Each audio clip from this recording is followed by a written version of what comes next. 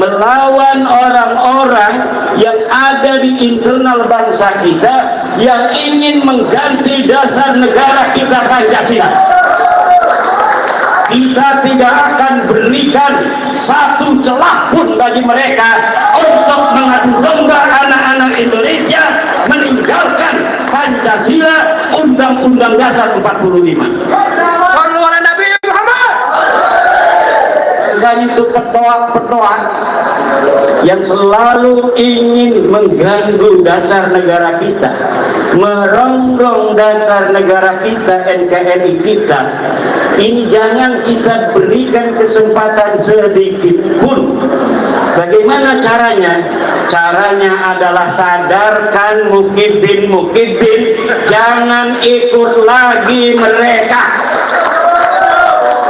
Mereka bukan hanya menjual agama, tapi juga menjual Rasulullah.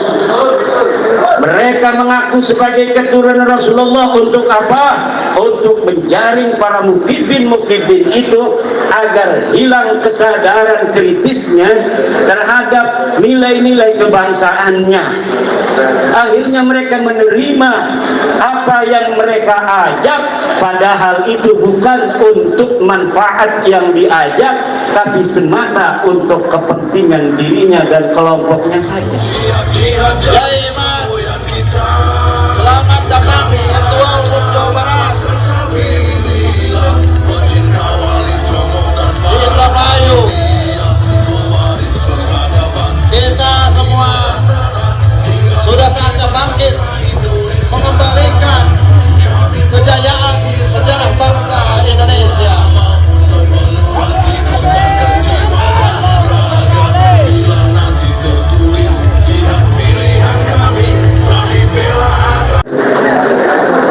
Saya terharu ketika tadi melihat ada suluk, kembang suluk hidung ya, yang dibawakan oleh salah seorang pengurus PWI LS Indramayu. Ini adalah ekspresi kebudayaan Islam setelah bangsa Nusantara memeluk agama Islam. Para wali-wali penyebar agama Islam di Nusantara sama sekali tidak menghilangkan budaya-budaya lokal. Bahkan kidung yang dulunya menembangkan tembang-tembang dari agama sebelumnya tetap dilestarikan oleh para wali songo, namun muatannya, substansinya itu diisi dengan substansi ajaran Islam.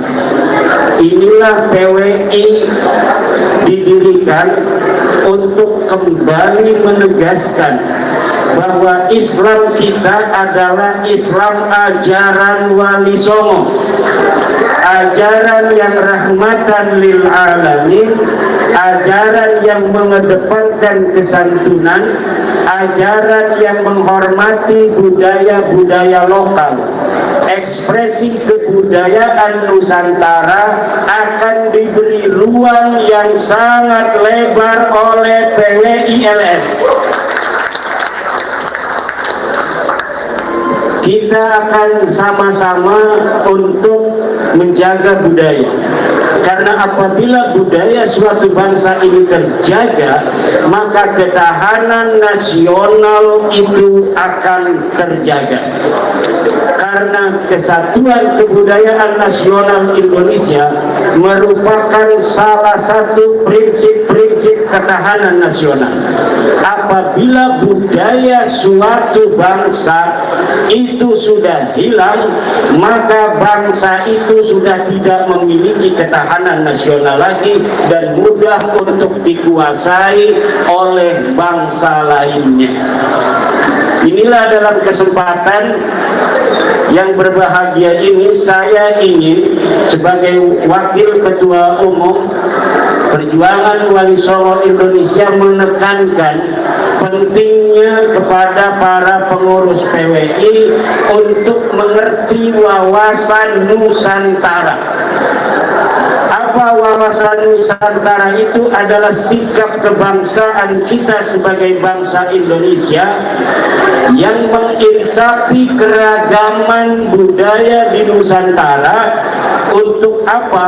Untuk merakit persatuan dan kesatuan seluruh anak bangsa dengan berbagai macam perbedaan latar belakang agama, suku, kebudayaan, sejarah, dan peradaban.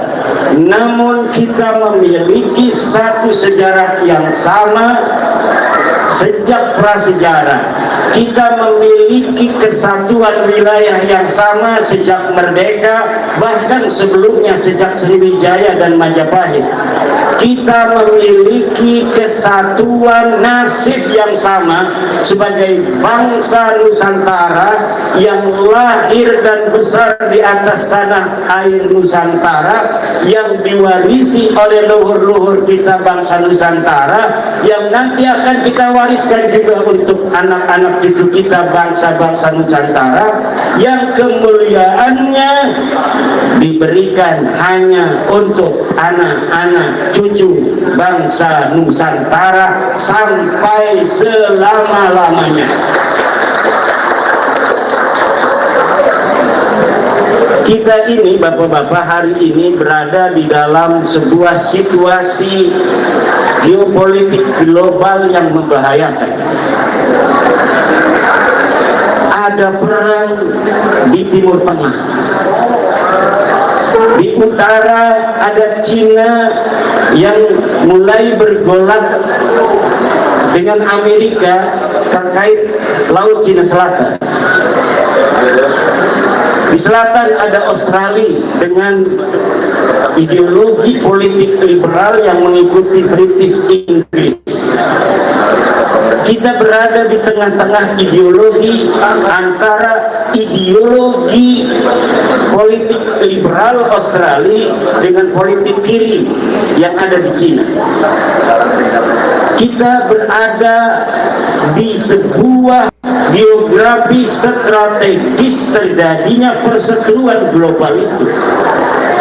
Apabila bangsa Indonesia dalam menghadapi situasi genting yang semacam ini, kemudian internal bangsa kita masih ada membuka kesempatan kepada orang-orang yang menggerogoti Indonesia dalam arti negara kesatuan Republik Indonesia dengan ideologi anti Pancasila, ideologi anti NKRI, ideologi anti Undang-Undang Dasar, maka kita akan sibuk untuk menghadapi orang-orang semacam itu, kemudian kita lengah untuk menghadapi persiapan adanya perang global yang apabila ketahanan pangan dan energi kita tidak kita siapkan, akan terjadi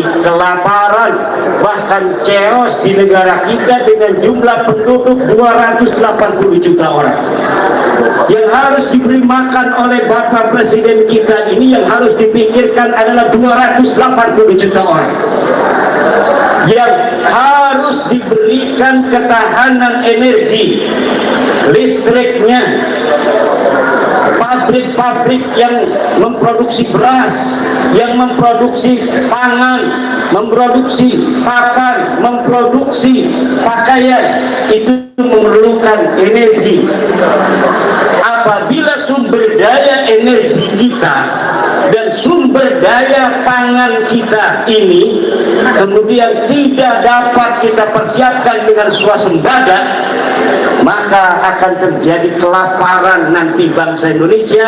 280 juta orang suka makan, berasnya susah, sawahnya sudah banyak yang dijadikan pabrik, Maka ini yang menjadi konsen kita. PWI membantu negara.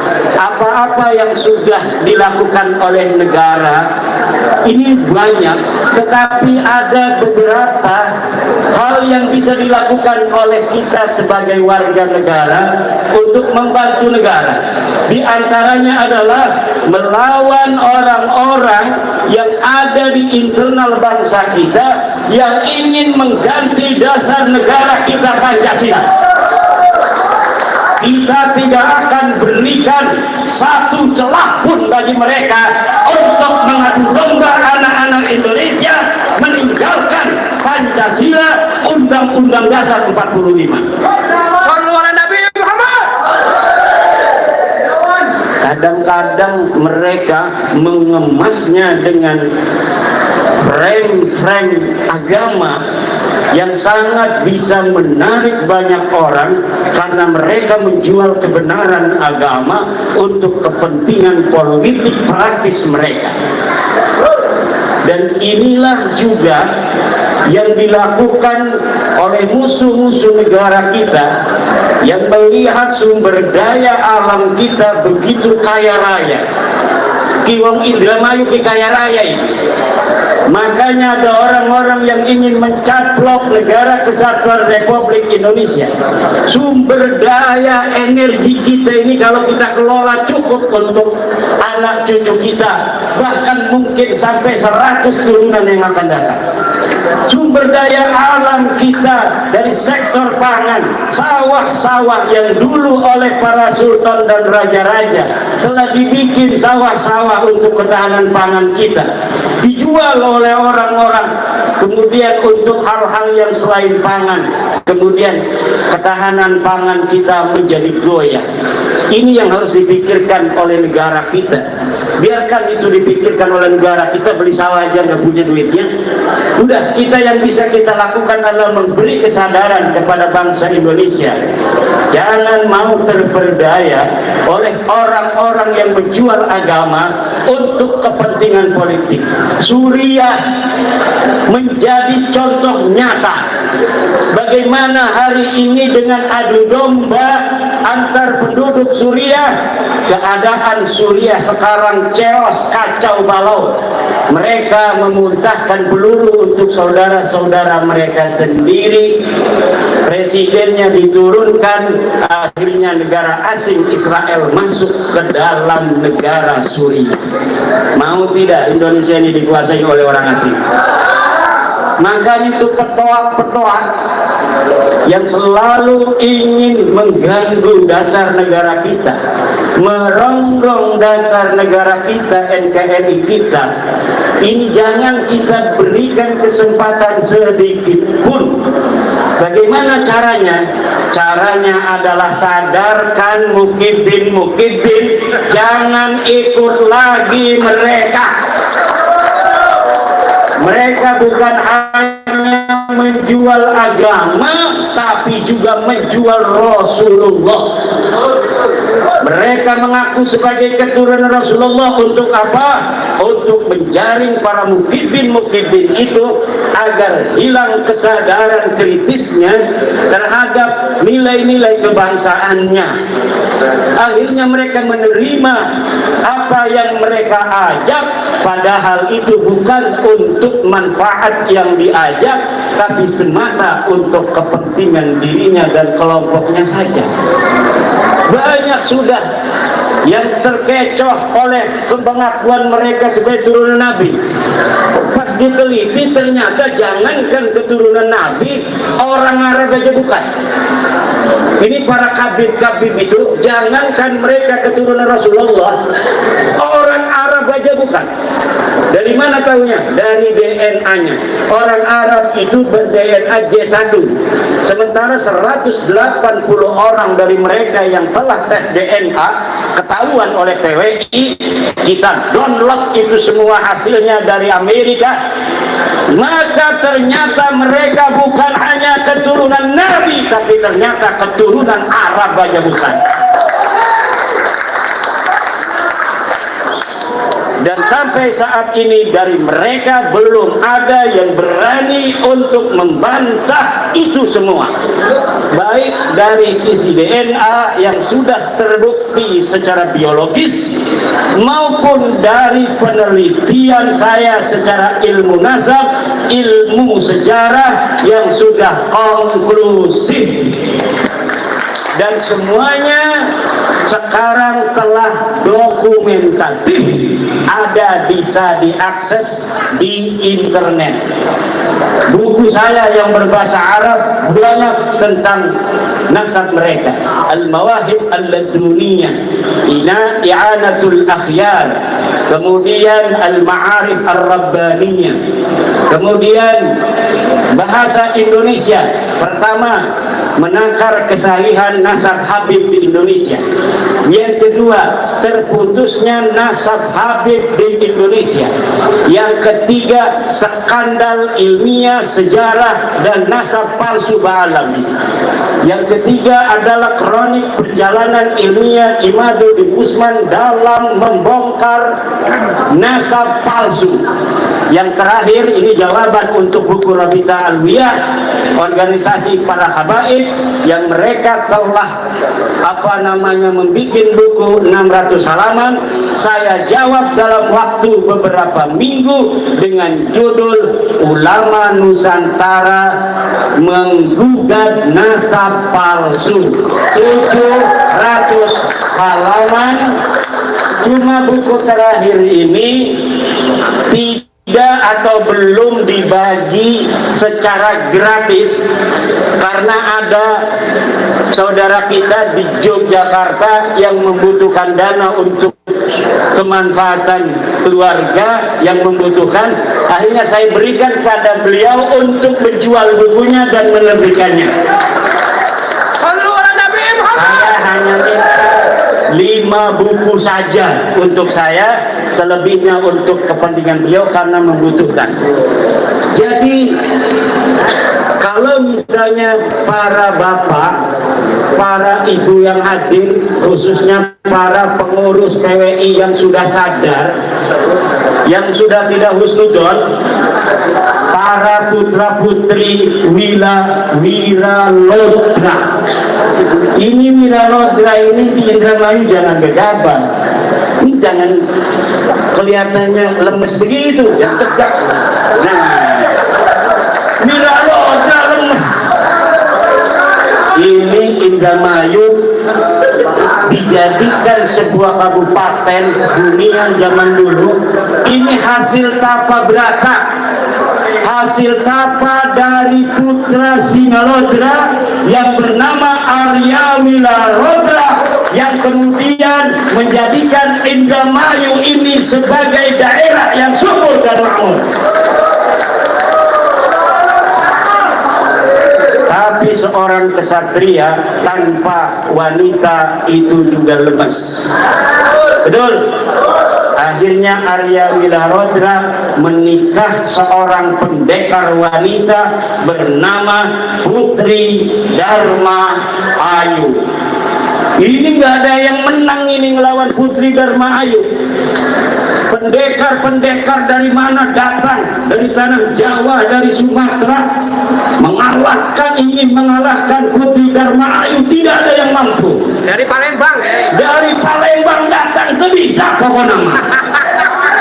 Akhirnya putra Indramayu asli mendengar, mana itu katanya wanita cantik namanya Dharma Ayu yang sudah mengalahkan seluruh para jawara tanah Jawa dan Sumatera. Ini dari loh bener. Saya Wiralodra ingin ngadu kesaktian dengan Putri Dharma Ayu. Terjadi akhirnya pertarungan. Betul saja Putri Dharma Ayu dapat dikalahkan oleh Arya Wiralodra. Menikah 1525, akhirnya anak keturunannya begini-begini nih, cantik-cantik. Alhamdulillah.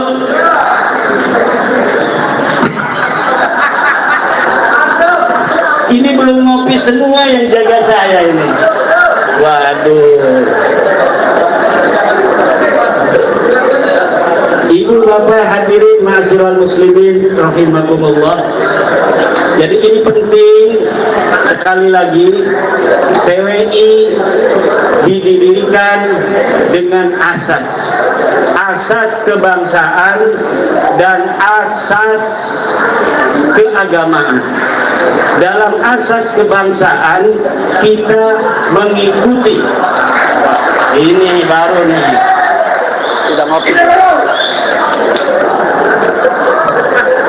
Dalam kebangsaan kita mengikuti, kita berasas dengan asas Pancasila dan Undang-Undang Dasar 1945. Di dalam keagamaan kita berakidah ahli sunnah wal jamaah an-nahdiyah. Apa artinya an-nahdiyah? Bahwa PWI lahir dari rahim Nahdlatul Ulama dan akan berjuang untuk kepentingan para warga Nahdlatul Ulama, khususnya tentang kemanusiaan mereka yang hari ini dihina-hina, dianggap orang yang paling pinternya itu jauh kedudukan kemanusiaannya daripada Habib yang bodoh 70 derajat. Ini adalah penghinaan kemanusiaan, tidak sesuai dengan Pancasila sila kedua, kemanusiaan yang adil dan beradab. Udah manasabnya palsu, betul? Udah manasabnya palsu, nganggap orang lain lebih rendah 70 derajat. Yang dianggap lebih rendah itu adalah orang yang paling mulia, yaitu para kiai dan para ulama. Sejarah-sejarah dipalsukan, katanya Sunan Gunung Jati itu bin Yahya, katanya Pangeran Diponegoro bin Yahya, katanya apa namanya itu Sumodiningrat juga bin Yahya, Sultan Hasanuddin Banten katanya bin Yahya. Ini adalah sebuah pembelokan sejarah yang apabila mereka berhasil untuk menulisnya, kemudian diyakini kebenarannya oleh anak cucu kita, maka ke depan sejarah Wali Songo, sejarah Sunan Gunung Jati itu akan belok, bukan menjadi asli Nusantara, cucu dari Prabu Siliwangi, tetapi dia adalah imigran Yaman. Ini akan terjadi bahwa nanti Sunan Gunung Jati adalah imigran Yaman. Akhirnya apa? Kemuliaan akan diberikan kepada orang-orang Yaman, sementara orang Sunda, orang Jawa, orang Indramayu kebagian apa-apa, tidak kebagian apa-apa dalam kemuliaan di masa yang akan datang. Kuburan dibikin palsu. Wali Songo datang 1500, mereka bikin makam bohongan, diberi tahun 1300. Artinya apa? Artinya bahwa mereka ingin merebut siapa orang yang menyebarkan agama Islam di Nusantara. Dari keaslian sejarah para Wali Songo, mereka ingin rebut agar Islam ini diyakini dalam sejarah, disebarkan oleh orang-orang Tarim. Mereka juga membuat narasi bahwa Indonesia bintu Tarim, Indonesia adalah putrinya Tarim. Tarim itu apa? Sama Indramayu aja gak ada apa-apanya, apalagi sama Indonesia. Dibandingkan Indramayu aja Tarim itu tidak apa-apanya, apalagi dibandingkan Indonesia. Dia katakan Indonesia itu Tarim apa-apaan. Berapa PAD-nya dia? Berapa pendapatan asli daerah Tarim? Berapa jumlah penduduk Tarim? Di bawah 1 juta. Jangankan untuk dia lebih mulia dari Indramayu, mungkin dari Loh Bener aja lebih mulia Loh Bener. Kita dibikin narasi-narasi yang bikin pakai udeng-udeng, makanya saya pakai udeng-udeng, pakai jubah, pakai sorban.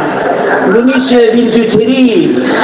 Ada lagi Kabid yang mengatakan, saya bertemu dengan kiai paling sepuh di Jawa Barat, lalu Lalu dia mengatakan dia bermimpi dengan Prabu Siliwangi, dan Prabu Siliwangi mengatakan Jawa Barat ini milik NTB, katanya. Ini narasi-narasi dusta begini, walaupun kelihatannya sepele, kalau diulang-ulang terus, kemudian diyakini, maka ini akan dianggap sebuah kebenaran. Yang Prabu Siliwangi ini yang megang mic warna merah ini cucunya Prabu Siliwangi. Orangnya jelas, wajahnya wajah orang Sunda, wajahnya wajah orang Indramayu ini. Walaupun Banten asalnya dari Cirebon, Indramayu mungkin saja, walaupun saya belum neliti, masih ada darah Arya Wilarondra. Ini jangan sampai nih, tadi budaya-budaya kita dihilangkan. Pesantren-pesantren sekarang tidak ada lagi tuh yang baca-baca kidung begitu. Putri seke puji iku keturing Allah